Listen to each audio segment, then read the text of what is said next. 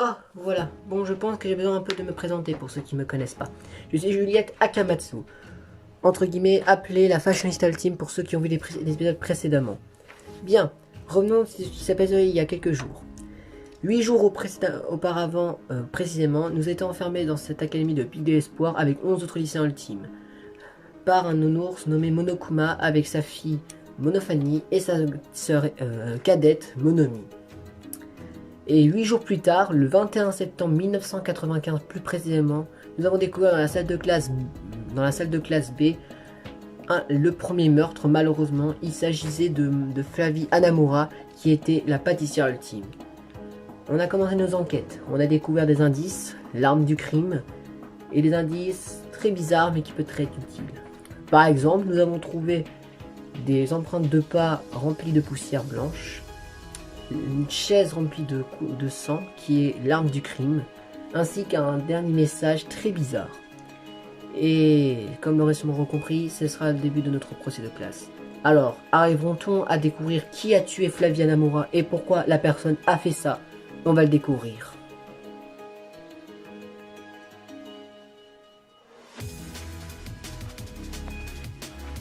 Bon, comme vous le savez, vu qu'on a eu, comment est-ce qu'on peut dire ça, la mort de Flavie Hanamura, comme vous le savez, on a commencé l'enquête. Du coup, on a eu pas mal d'indices, en espérant que ça nous suffira pour trouver le tueur. Oui, j'espère que ça suffira pour le trouver, parce que tout celui qui a décidé de commencer cette fameuse tuerie. Bien, mes très chers élèves de l'Académie de Pic d'Espoir, il me semblerait que je vous ai donné assez de temps pour essayer de trouver des indices dans l'enquête numéro 1. C'est pourquoi je vous attends tous dans l'endroit du procès de classe. C'est simple, il y aura un ascenseur qui vous attendra et vous pouvez venir me rejoindre. Bon, assez perdre de temps, allons dire ce foutu procès de classe pour mettre un terme au tueur de Flavie Hanamura. Oui, tu as raison. Après les paroles de Monokuma, nous avons décidé d'aller rejoindre l'ascenseur pour nous ramener à notre premier procès de classe. Alors, est-ce qu'on arriveront-on à trouver le meurtrier de Flavie Hanamura?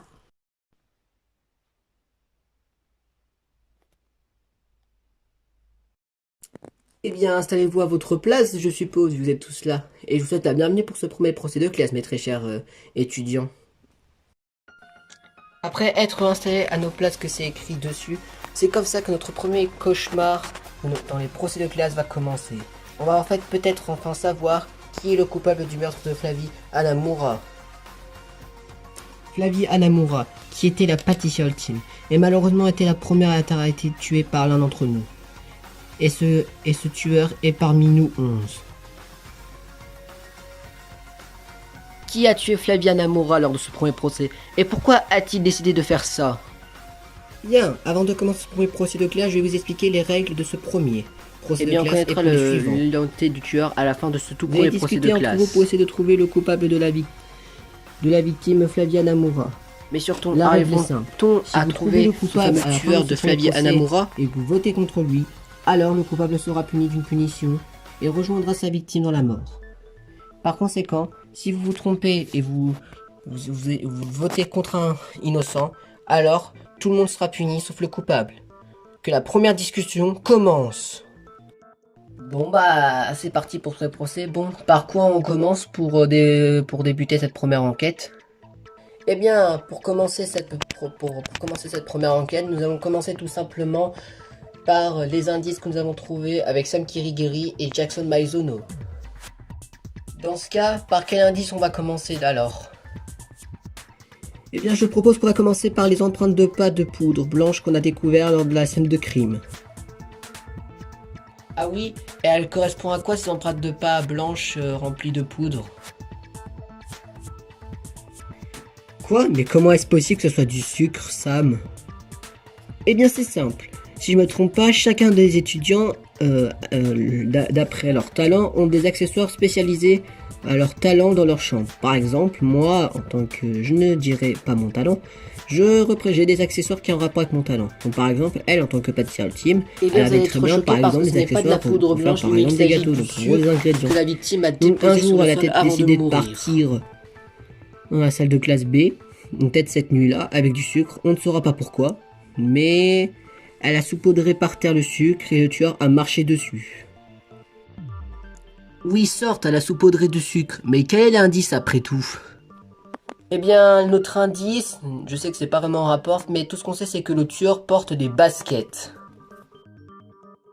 Et si on regarde les chaussures de chacun d'entre nous, je constate qu'on est 5 sur 12 à porter des baskets, dont 4 encore en vie, ce qui fait que Marc, Jessica, David et Cassandre sont nos principaux suspects dans ce premier procès.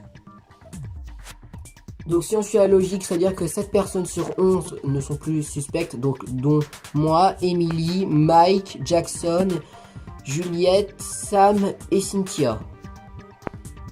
Sam, peux-tu parler d'un autre indice pour qu'on ait plus d'informations sur le tueur parmi les 4? Eh bien, j'ai remarqué lors de la fameuse étrange dernier message que Flavine elle nous a laissé, j'ai remarqué quelque chose d'un indice de nouveau, mais que Juliette et Jackson n'ont pas remarqué. Oh, tu parles du fameux indice qu'on a trouvé où c'est marqué des lettres E, B, J, U, E avec des tirets et des 1, Sam? Oh, tu parles de ce fameux indice, et qu'est-ce que t'as vu de si précis, Sam? Eh bien, j'ai vu le détail très précisément, que Juliette et Jackson n'ont pas vu, mais il y avait un tout petit cheveu blond qui se trouve dans ce fameux dernier message. Attends, t'as dit cheveux blonds? Il n'y en a qu'une seule sur tout le monde qui porte des baskets et qui a les cheveux blonds. Hein, Cassandre? Comment vous expliquer ça, les amis? Alors c'est Cassandre la meurtrière qui a tué Flavie depuis le début. Je pense pas que ce soit elle, je pense que c'est un peu trop facile. Mais à mon avis, Cassandre a vu quelque chose de suspicieux. Donc elle est un peu suspecte depuis la mort de Flavie. Juliette a raison, parce que je vais vous avouer, la lettre, ou plutôt le dernier message n'a pas été écrit par Flavie, mais par moi. Quoi? Toi, Cassandre? Oui, et comme j'étais témoin, en fait, j'ai écrit cette lettre, ou ce dernier message comme vous préférez, parce qu'en fait, je sais qui est le meurtrier depuis le début. Attends, quoi? Mais pourquoi tu ne le dis pas plus tôt qui est le meurtrier si tu le sais depuis le début? Bien, parce que lorsque j'ai appris le meurtre, je vous ai expliqué. Vous trouvez pas quelque chose était louche et que Monocomal nous a dit lors de ce premier jour avant les meurtres que toutes les portes du réfectoire, de l'infirmerie et des deux salles de classe, rappelez-vous qu'ils seront fermées à clé ces portes à partir de 22h30. Rappelez-vous à quelle heure a été tuée Flavie? À 2h43 du matin. Comment est-ce possible qu'elle a atterri dans la salle de classe? Bon, en tant qu'un des suspects, je vous propose une petite théorie ou une petite suspicion de comment le tueur a fait. Pour moi, dites-moi si j'ai faux ou tort, si ma théorie pour vous est un petit peu compréhensible ou pas. Le tueur a invité Flavie dans sa chambre, a tué Flavie, on ne saura pas comment. Flavie, avant de mourir, elle a mis du sucre, elle a posé du sucre dans sa chambre, on ne sait pas pourquoi.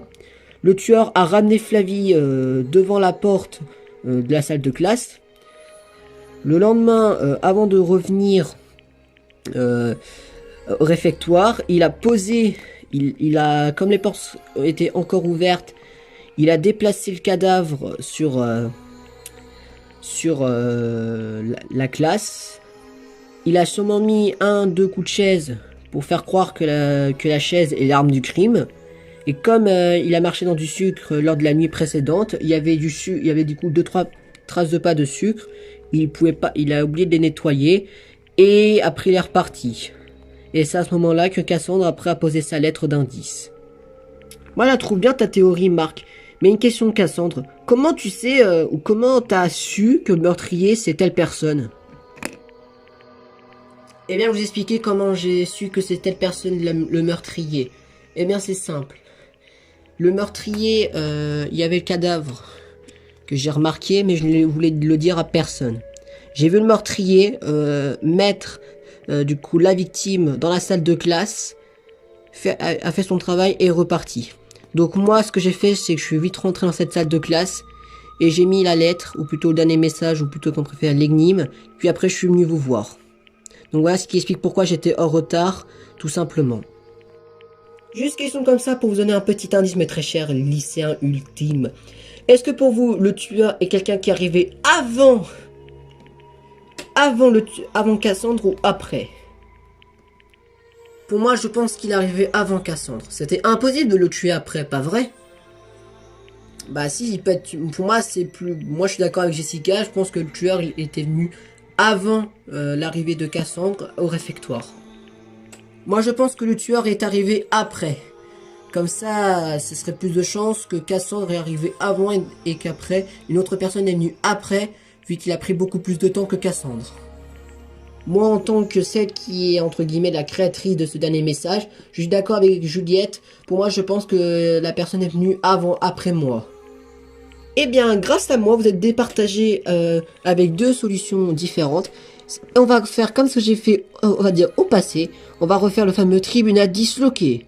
Je vous explique les règles. Vous allez départager et vous discuter entre 2 équipes pour savoir quel est le camp des mythos et quel est le vrai camp, qui ne ment pas. Passons à notre fameux tribunal disloqué.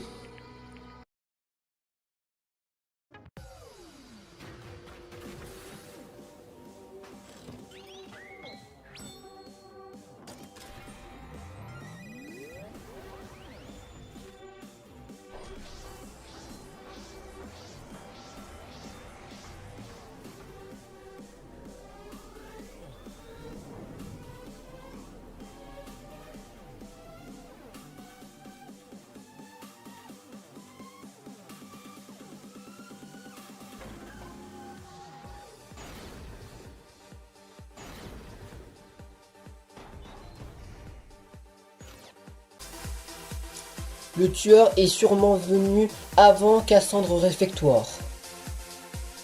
Pas forcément, le tueur est forcément peut-être venu après mon arrivée. Mais si c'est quelqu'un après Cassandre, alors la personne devait être sûrement en retard. En effet, parce que la personne qui est venue après Cassandre est en retard, c'était la personne qui a tué Flavie. Mais Jessica et Marc sont venus avant Cassandre. Sans je suis venu avant Cassandre, mais David est venu après Cassandre. Peut-être que Cassandre a menti sur l'histoire de la lettre. Impossible qu'elle a menti parce qu'elle connaît l'identité du tueur de Flavie. Mais personne parmi les suspects était venu en retard. Si Marc et David, ces 2 suspects, étaient venus en retard. Mais comment le tueur a tué Flavie dans sa chambre? Simple et efficace, le tueur a ouvert la porte de sa chambre.